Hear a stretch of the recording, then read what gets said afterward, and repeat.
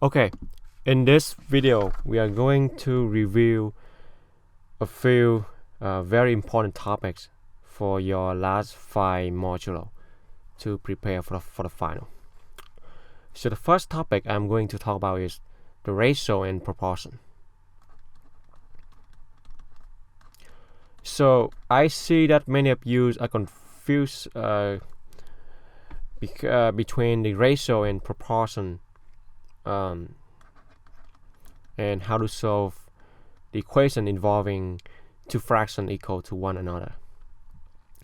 So for example, if I have 2 over 5 equal x over 10, okay, so whenever you see two fractions and there is an equal sign in between them, then you know that these two ratios are equal to one another, and you can use the cross multiply methods to solve for x. Okay, this is different than 2 over 5 multiplied by 1 over 3. If there is a multiplication sign in between the two fractions, then you use the multiplication rule, which is the top multiplied by the top and the bottom multiplied by the bottom. If there is an equal sign, then you cannot do that. Okay, if there is an equal sign, then you have to use the cross multiply. If there's a multiplication sign, then you use the multiplication rule. So top multiplied by top, which is 2 times 1, which is 2, and the bottom multiplied by bottom, which is 5 times 3, which is 15. So the fraction is equal to 2 over 15. But now we have an equal sign in between them, so you need to use the cross multiply methods to solve for x. So we cross multiply 2 and 10, which is 2 multiplied 10, and this is equal to cross multiply of 5 and x. Okay, so multiply 2 and 10 together, you get 20, and we have 5 multiplied by x. Now if you want to solve for x, we need to eliminate 5 here, because we have 5 multiplied with x. The only way we can cancel 5 is that we divide by 5, right? Because we have multiply here, that means we have to do the division to cancel the 5. If you do the division on the right side, you need to also do on the left side also. Okay, in order to balance the equation here, because we have an equal sign. So 20 divided by 5, which gives you 4. So x in this case is 4. So remember, two fractions with an equal sign in between, then you must use the cross multiply.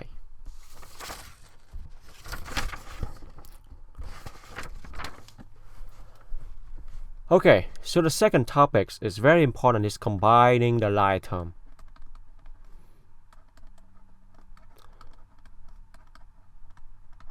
So for example, I have some expression written as 5 negative 5x squared plus 8x minus 2x plus 3x squared and plus 1.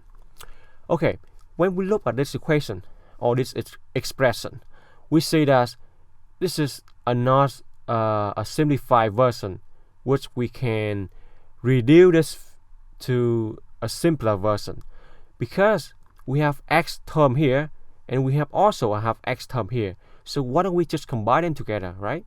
Because they have x here, they have x here, which is the like term. So we can combine this x and this x together, right? You always want to make some expression, mathematical expression, to be in its simplest version, because you need to do some calculation, right? So we always want them in the simplest version.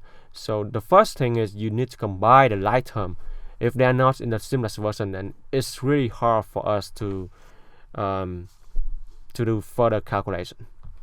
So x term here and x term here, you can always combine them together because they have the x and x. So x and x are alike to each other, right? So we can subtract them together. So in this case, we have ax and we have minus 2x. So a, we take away 2. So which is a minus 2, right? And then we should have 6x. So these two guys combined together give you 6x. Okay. So another one we can combine is x squared term. So this is x squared. This also is x squared. So x squared are alike to each other, so we can combine them together. So minus 5x squared plus 3. So imagine you have minus 5 and you add positive 3 to that. So minus 5 add to plus 3, which gives you minus 2, right? So minus 5x squared plus 3x squared. So it would give you minus 2, and then we carry the x squared. Okay, so just combine the coefficient together and then leaving the x squared term unchanged. Okay, so now we are able to combine the x term, the x squared term together. We have this. So this term already done. This one finished too. So we have only one number left, which is 1. And 1 we cannot add or combine with any other numbers. So we bring it down. So this is the simplified version, or combining the like term together for this expression.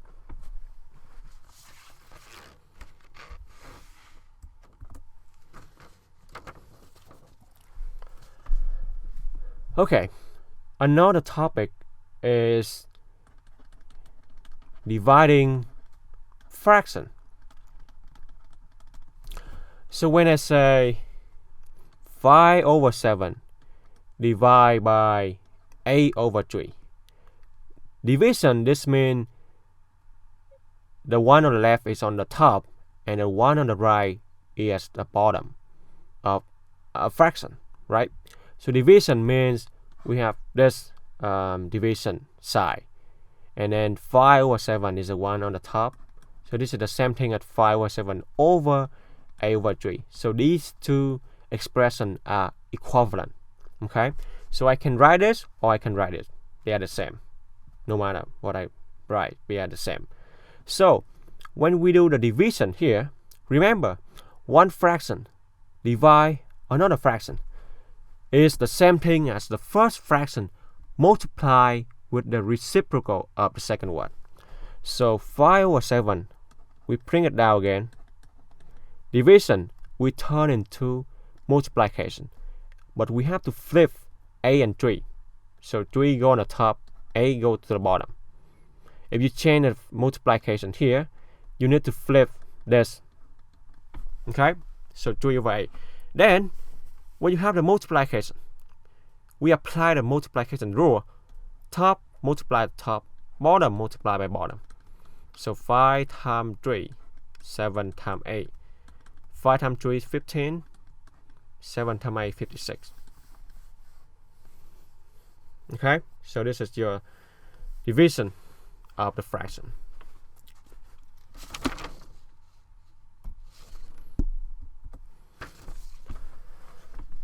Now let's talk about polynomial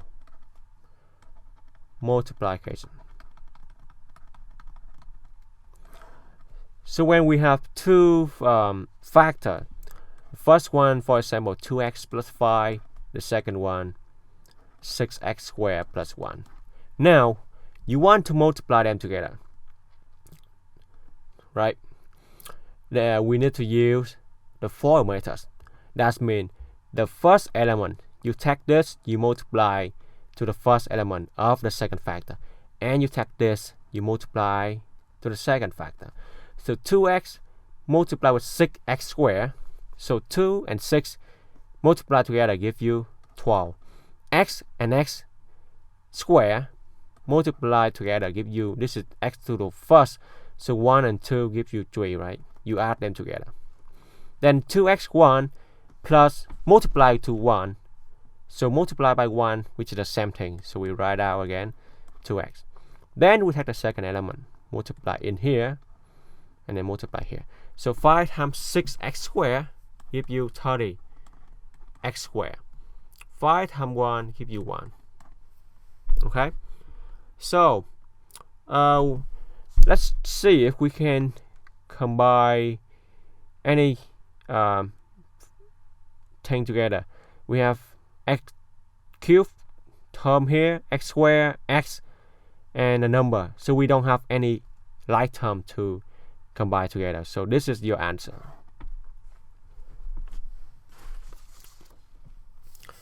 Another example is, I can give you 2x plus 1 multiplied by x plus 1. So again, you take the first one, multiply here, and to the second one.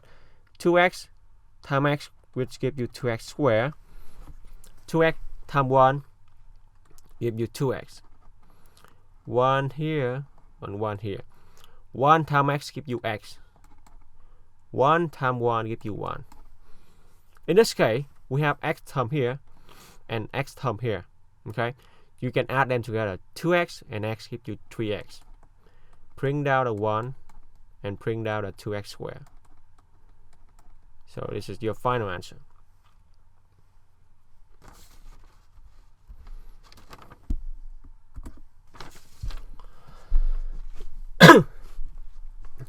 The next topic is solving inequality.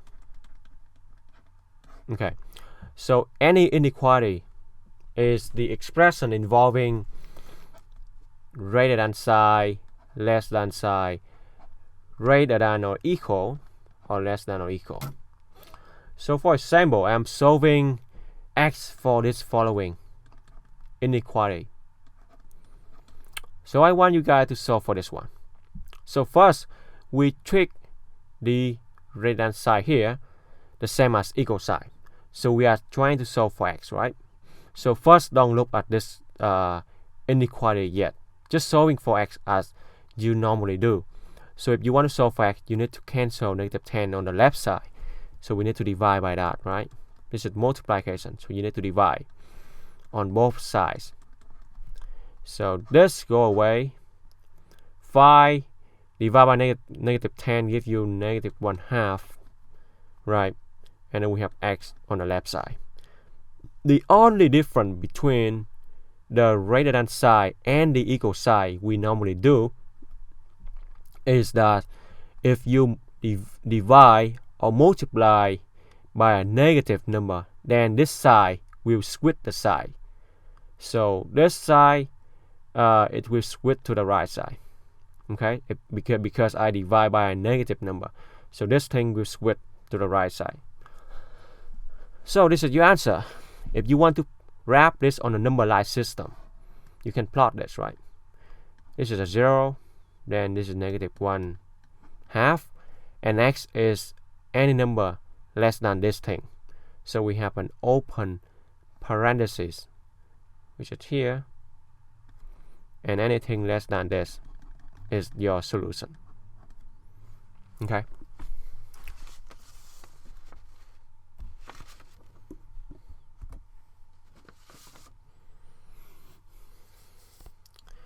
Okay, this topic is absolute value. So recall that an absolute value of a number a is just a, or an absolute value of negative a is also a. So it's always giving you a positive number. So for example, I'm looking for the value of absolute value of negative 5. This will of course give you 5, right? Positive number. If I want to evaluate something like negative 5 plus 2 and then plus 3 again. So how do I do this? This two vertical line indicates the absolute value of the whole thing inside here. So first we need to take care the one inside the brackets first. Negative 2 plus negative 5 plus 2. This gives you negative 3, right? Negative 3 plus 3 inside the absolute value. Negative 3 and positive 3 give you 0. And also, an absolute value of 0 is also 0. So this is 0. Okay. So just evaluate anything inside here and then take the absolute value to be a positive number of that, of whatever you get inside here.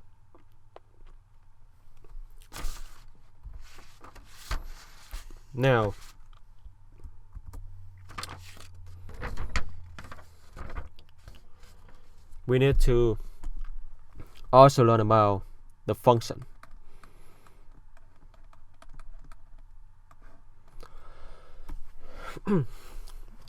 For example, I have a function f of x equal 2x plus 1. This function is called function because the f of x is dependent on the variable x. So x here, you can plug in any value and it gives you the answer for f of x. So if I want to evaluate f of 0, f of 1, f of minus x. So how do I do this? F of 0, here we have x. So 0 here, that means x. So we plug x equals 0 to this expression. So f of 0, bring down a 2, x here is 0, right? And plus 1. 2 times 0 it give you 2. It gives you 0. Add to 1, which gives you 1. The same thing, f of 1, bring down a 2. Whenever you see x, plug in the value for 1, plus 1. 2 times 1 is 2, plus 1 is 3. Now, f of negative x. Again, whenever you see x here, you plug in whatever they are asking for here to the x. So write out 2 again, and you see x here, plug in whatever inside here, which is negative x, and plus 1. 2 times negative x gives you negative 2x plus 1. And this is your answer. You cannot combine any like term together, so this is the simplest version. Okay, let's move on.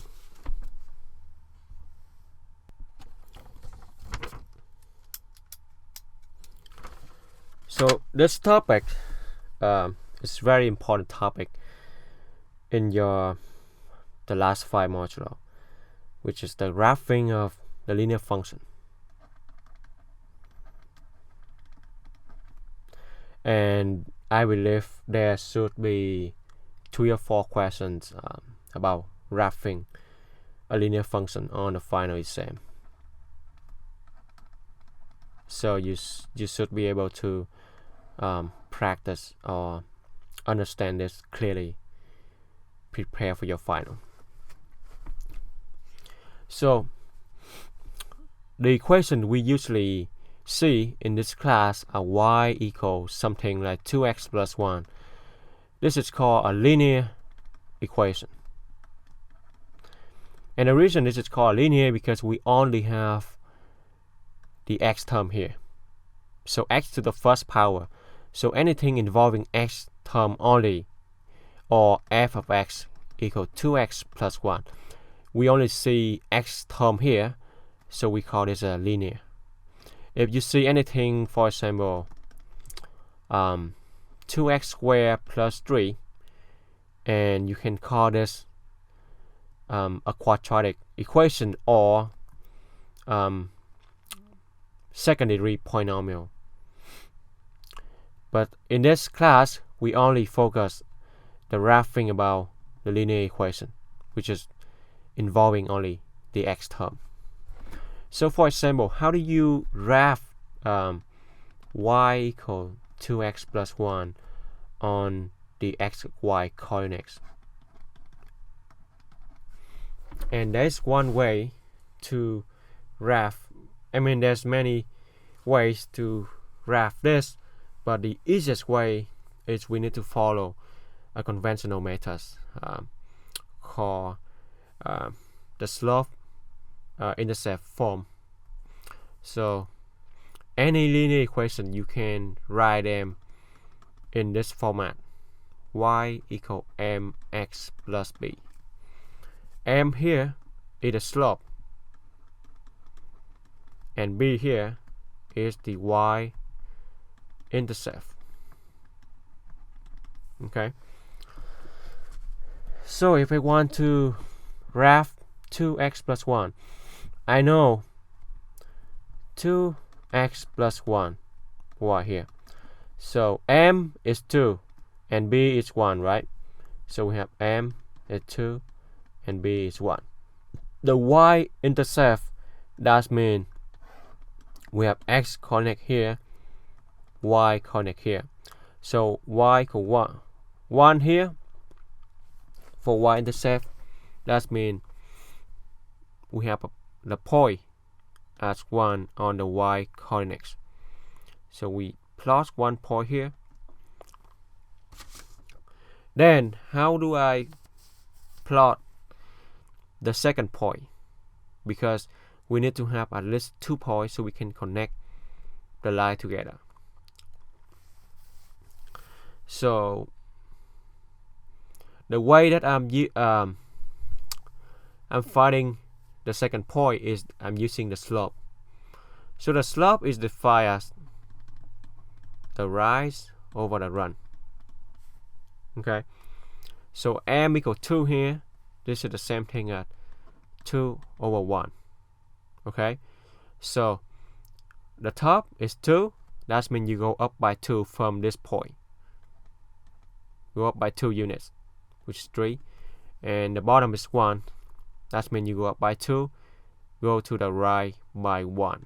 You always go to the right by 1. I mean by any units for the bottom part of the slope. In this case, we have 1 unit. So go up by 2, go to the right by 1. Then we place another point.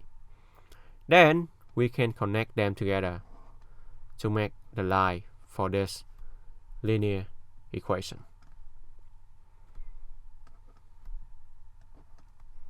Okay, so we always can use this format to plot any linear equation. For example, I plot another one, y equal negative 2x plus 1. Okay, so again here we have the slope, which is any number in front of x, right? mx plus b. So m here is negative 2 and b is 1. So when we graph this on the xy coordinates plane, remember b is always on the y-axis. So b equal 1, that means we start at 1, plot 1 point. M equal negative 2. This is the same thing if you write negative 2 over 1, because we want this format, right? Rise over run. So negative 2 on the top, that means you go down by 2 units instead of go up as compared to this problem. So you go down by 2 units. So 1, 2 here, and then 1 on the bottom, that means you go to the right by 1. So this is 1. So go down by 2, go to the right by 1. So here. Then connect the dot together. So this is your plot for this linear equation. Now, what if I only have something like y equal 10 or x equal 1? How do you plot this on the xy coordinates plane? So here is x, this is y. Y equal 10, that means all the y value are 10, no matter what's the x value we have here. So just draw a horizontal line at 10 for y right here. So y is the vertical axis, right? So we draw the line to the number 10 for y equal 10.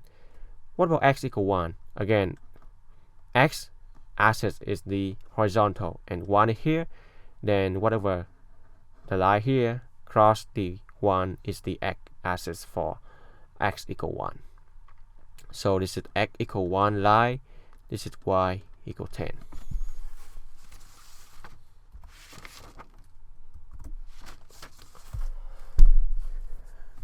So we always talk about the slope, but how do you find the slope of some equation? Sometimes we are not given the full equation in the format of mx plus b, but we only have two order pairs of points. How do you find the slope of something? If I give you 1, 3, this is one order pair, and the next one, for example, 2, 5. So how do I find the slope of these two order pairs? So the formula for the slope m is y2 minus y1 over x2 minus x1, or the change in y over the change in x. So first, if you are given two order pair, then label them first. This is x1, this is y1, this is x2, this is y2. Then plug in the formula m y2, that means this is 5, minus y1, which is minus 3, x2, this is 2, minus x1, which is 1 here. So m minus 3 give you 2. 2 minus 1 give you 1, or 2. So this is how you find the slope of an equation if you are given two order pairs.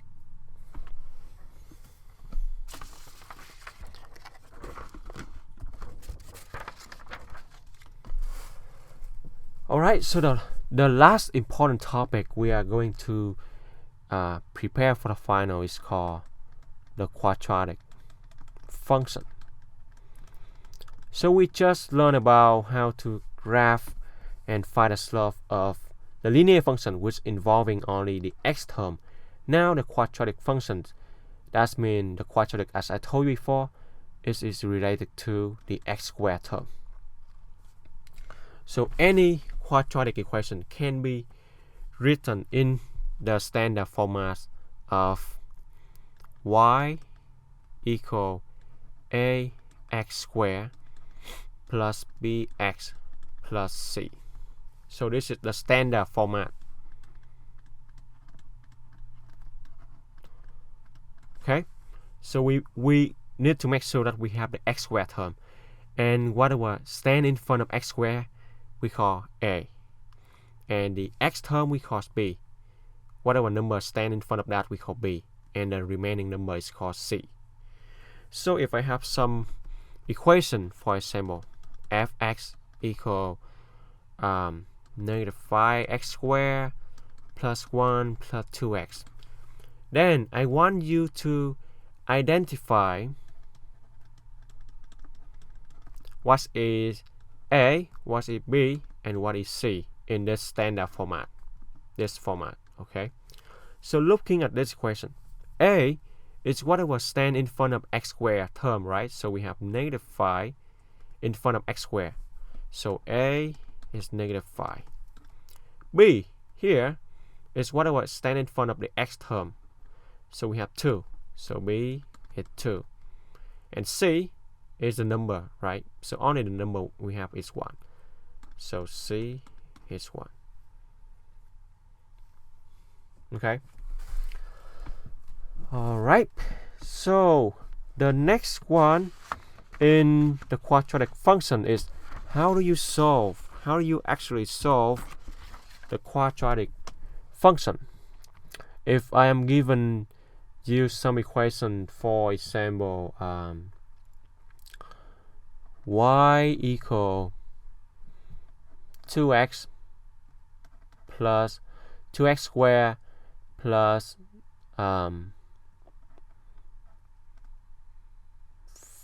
4x plus 1, or just for example this equation. So if I want to solve this equation equal to 0, how do I solve for x? We have a formula for solving the quadratic function, which we call the quadratic formula. So if you have the standard format x squared plus bx plus c equal to 0. Then x, the solution for x is negative b, so we take whatever in front of x, which is negative b, plus or minus, because we have two values for x, right? The first one we take the plus side, the second solution we take the minus side. Square root of b squared minus 4ac over 2a. So you must memorize this formula. So if I'm giving you some particular equation, for example this one, how do you solve for x? We need to be able to identify what are b, a, c, then plug in this formula. For example this one, right? We want to solve for x. So what are the value of x that make this equation become 0? We need to find the two values for x. The first one is the one with the plus side. The second one is the one with the minus side. If I write that, I can have two solutions. The first one, I take only the plus side. So plus here, b squared minus 4ac over 2a. The second solution, I take the minus side. Because we have x squared, so we have two values for the solution. Right, the square, that means two values. Okay, now let's try solving this equation. For example, I have fx equal x squared plus 5x plus 1 equal to 0. Okay, how do I solve for x? Using this formula.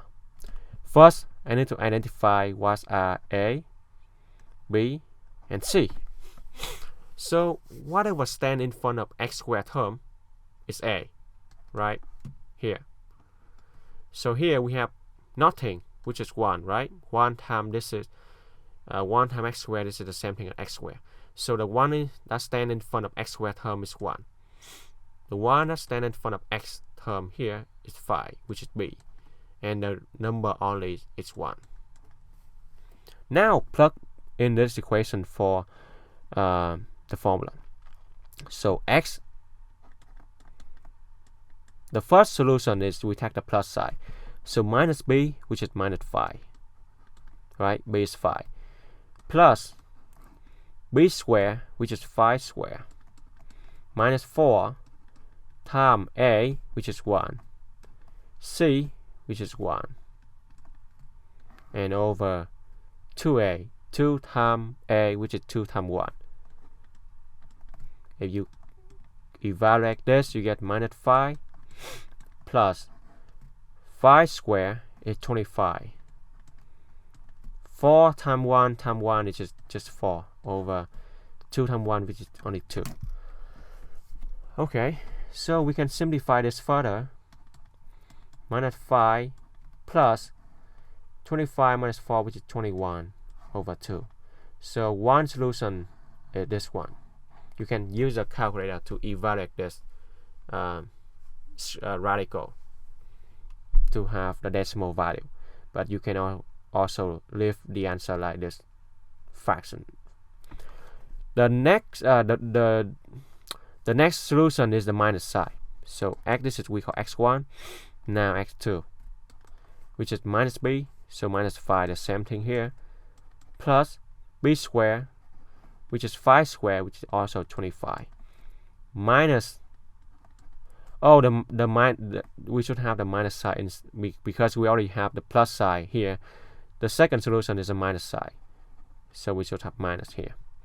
So 4ac, also 4 times 1 times 1, which is 4, over 2a, which is 2 times 1, which is 1, 2. So we have minus 5 minus the radical of 21 over 2. So this is your second solution. The only difference between them is the plus here and the minus here. But we got two solutions, x1 and x2, for the quadratic formula. Okay, so if in the final exam I'm giving you some quadratic function here, I want you to identify what are a, b, and c, and then use the value to plug in this formula to solve for x1 and x2, which are the two solution of the x. You should be able to do this type of problem.